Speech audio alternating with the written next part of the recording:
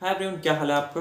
Firstly दो छोड़ो उन्होंने I am Pankaj, am second year MBBS student at AIIMS Jodhpur. और ये वीडियो जो है बहुत शानदार इंपॉर्टेंट होने वाले है, क्योंकि एक लाइफ का बहुत सिंपल सा रूल है। छोटी सी लाइफ है अपनी, तो इसमें सब कुछ तो एक्सपीरियंस कर नहीं सकते, तो एटलीस्ट दूसरों की गलतियों से एक्सपीरियंस जरूर लें।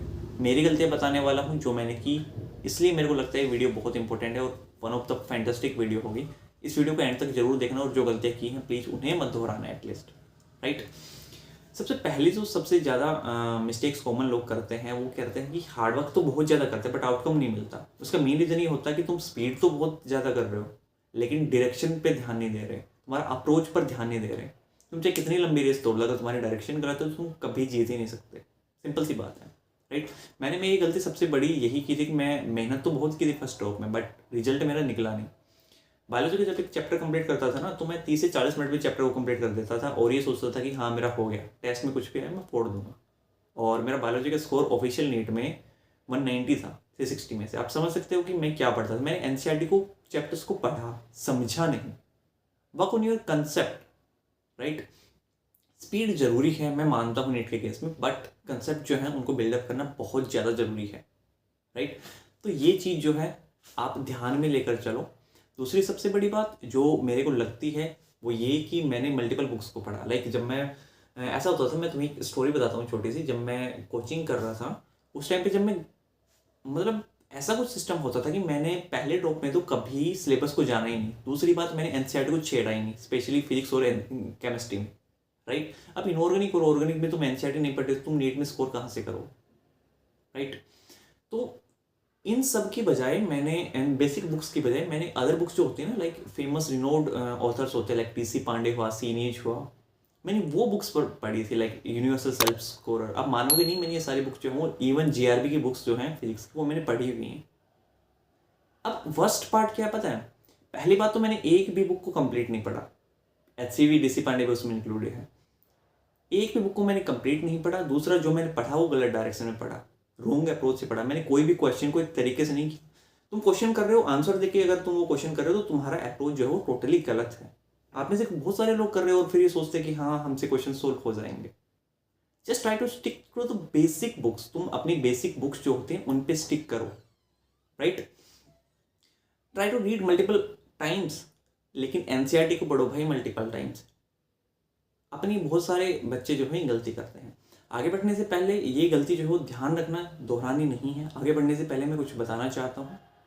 अनअकैडमी प्रोडिजी लेकर आया है 23 जनवरी 2022 को 10 बजे class 7th 8th 9th 10th 11th and 12th के लिए ऑल इंडिया लेवल पर compete करने का मौका। But Pankaj 64 PANKJ64 code use करना आपको कंपलसरी है इस टेस्ट के लिए। साथ ही 29 जनवरी 13 फेब के टेस्ट में अगर आप अच्छा परफॉर्म करते हैं तो आपको एक्साइटिंग प्राइजेस के साथ साथ स्कॉलरशिप भी मिलेगी। लाइक रैंक 1 को मैकबुक, रैंक 2 से 3 को आईफोन्स, 4 to 5 को iPad. Scholarship like rank 1 to 10 को 100%, 11 to 25 को 75%, 25 से 100 को 50% and many more. Schedule and test आपके स्क्रीन पर, शेड्यूल जो है आपको मिल गया होगा आपके स्क्रीन पर। डिस्क्रिप्शन बॉक्स में भी आप जाकर चेक कर सकते हैं। साथ ही 19 जनवरी 2022 को आप नीट स्पेशलिस्ट या एक्सपर्ट से क्लास लेना ना भूलें। नीट कॉम्बैट टेस्ट दोनों हिंदी और इंग्लिश लैंग्वेज में अवेलेबल है with exciting medal, certificates and exciting prices. Syllabus और स्केड्यूल जो है 16 जनवरी का सुबह 11 बजे आप अपनी स्क्रीन पर देख सकते हैं और सेव कर सकते हैं। सो पढ़ाई भी और प्राइजेस भी। सो कमिंग बैक, दो पॉइंट्स मैंने बताए हैं। एक तो स्पीड और डायरेक्शन में डायरेक्शन ज़्यादा इंपॉर्टेंट होती है। तुम थोड़ा स्लो चलोगे लेकिन डायरेक्शन सही रखोगे तो भी काम चल जाएगा नीट के केस में। And second point is don't read multiple books, instead of it read single books multiple times. Point जो सबसे ही बिगेस्ट कारण है डिप्रेशन का, वो है कि अपने आप को दूसरे से कंपेयर करना। मैं बहुत करता था, मैं ऑनेस्ट बता रहा हूँ कि जब मैं कोचिंग के टाइम पे अपने टेस्ट देता था, 500 बच्चे जो हैं मेरे बैच में थे, उसमें से मैं मेरी रैंक जो थी वो 350-400 के आसपास रहती थी। मैं ये सोचता था कि यार मैं सेम पढ़ता हूँ, मैं सेम बुक्स पढ़ता हूँ, मैं सेल्फ स्टडी पर 6 से 7 या 8 घंटे करता हूँ। ऑनेस्टली बता रहा हूँ, मैंने फर्स्ट टॉपिक बहुत ज़्यादा मेहनत की थी। इतनी मेहनत मैंने BMS के साल नहीं की।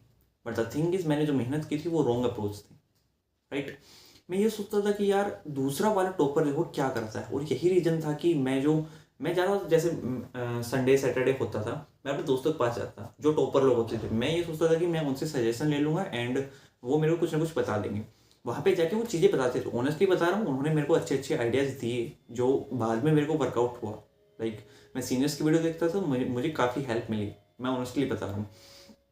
बट द थिंग इज, मैं देखता था कि उनके पास लाइब्रेरी में सीनियर्स की बुक्स रखी है, उनके पास जेआरबी की बुक्स रखी है, उनके पास एचसीबी रखी है, किसी के पास डीसी पांडे रखी है। एंड आई वाज लाइक यार ये कारण है इनके जो मतलब इतने अच्छे मार्क्स आ जाते हैं।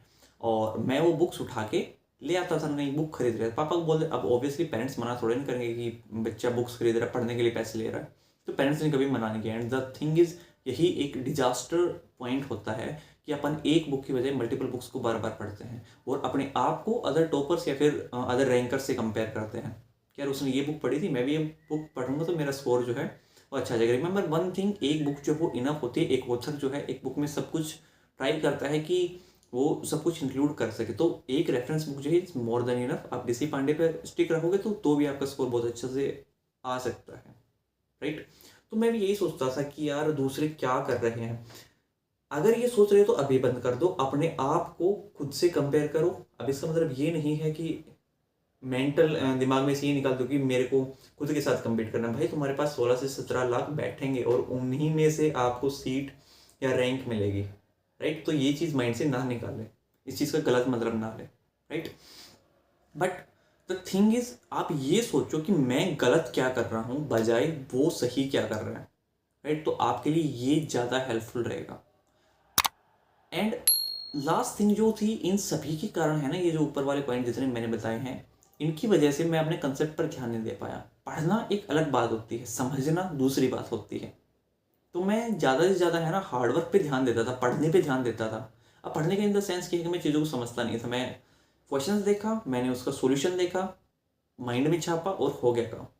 लेकिन वही क्वेश्चंस अगर दूसरे तरीके से फ्रेम आउट हो जाता था तो मेरी हालत पतली हो जाती थी, टू बी ऑनेस्ट, राइट। तो कुछ ना कुछ गलतियां जो है हम सभी करते हैं, और मैंने पहले बताया था कि मेरी गलतियों से एटलीस्ट आप कुछ ना कुछ जरूर सीखें, right.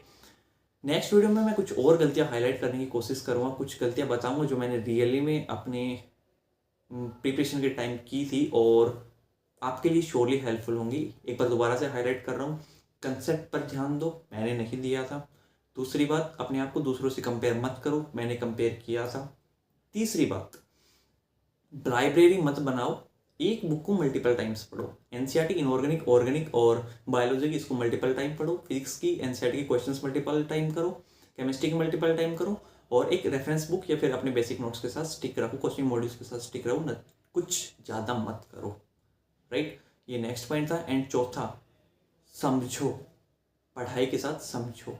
And the last thing, speed पर ध्यान देने के बजाय डायरेक्शंस पर दो। अगर आप स्पीड मेंटेन कर रहे हो, डायरेक्शन पे ज़्यादा ध्यान दे रहे हो, तुम्हें लग रहा है कि मेरी अप्रोच सही है और तुम सही तरीके से नंबर तुम्हारे इंक्रीज हो रहे हैं, तो तुम थोड़ी सी ज़्यादा मेहनत या फिर थोड़ी सी भी मेहनत करोगे ना सही डायरेक्शन के साथ, तो भी तुम एक अच्छा सा स्कोर डेवलप कर सकते हो। From my point of view, from my experience, right. मैंने पहले बताया था, मैंने फर्स्ट ड्रॉप में बहुत ज़्यादा मेहनत की थी, बट फाइनल ड्रॉप में लाइक मैंने बीएमएस के साथ जब मैंने स्कोर किया तो मेहनत मेरी रिलेटिवली कम थी। आई डिड बट कम थी उससे, राइट, क्योंकि मैंने डायरेक्शन जो थी, अप्रोच जो थी वो सही रखी। तो कुछ पॉइंट्स थे जो मेरे को हाईलाइट करना जरूरी था। नेक्स्ट पार्ट में कुछ और पॉइंट्स को हाईलाइट करना चाहूँगा, कुछ बताऊँगा।